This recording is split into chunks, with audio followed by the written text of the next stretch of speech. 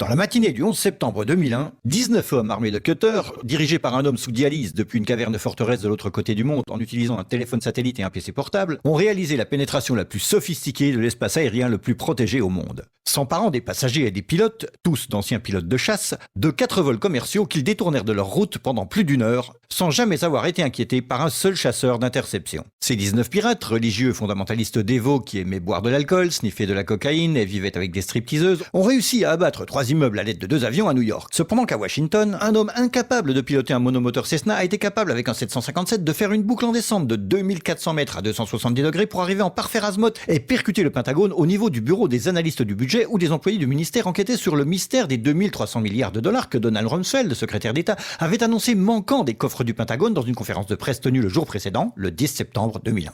Par chance, les médias ont su qu'il avait fait en quelques minutes. Osama bin Laden. Et les grands ponts en quelques heures. Osama bin Laden. Les officiels dans la journée. Terrorists who committed these acts and those who harbored them.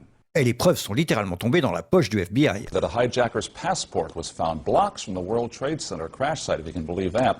Mais pour une raison ou une autre, des conspirationnistes fous ont demandé une enquête sur la plus grosse attaque perpétrée sur le sol américain de toute l'histoire.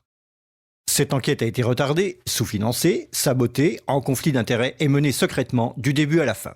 Elle était basée sur des témoignages obtenus sous la torture et dont on a détruit les enregistrements.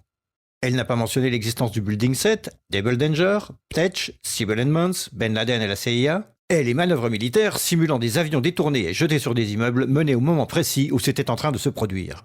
Elle a été trompée par le Pentagone, la CIA, l'administration Bush.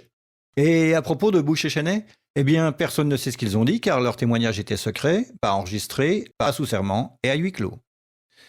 Ce n'était pas important de chercher qui a financé les attaques, car cette question a peu de signification pratique.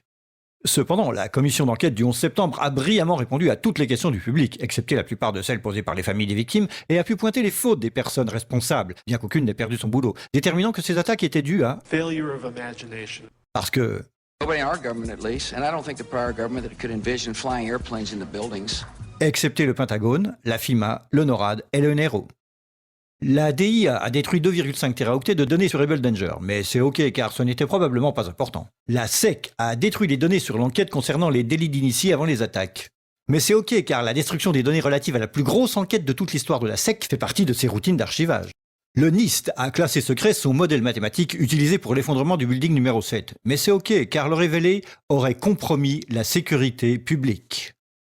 Le FBI a argué que tout ce qui concerne leur enquête sur le 11 septembre doit être tenu secret. Mais c'est normal car le FBI n'a probablement rien à cacher. Cet homme n'a jamais existé, et rien qu'il ait dit ne mérite votre attention.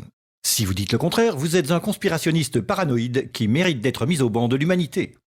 Comme lui, et elle et lui. Ben Laden a vécu dans une grotte forteresse des montagnes d'Afghanistan, mais il a pu s'échapper.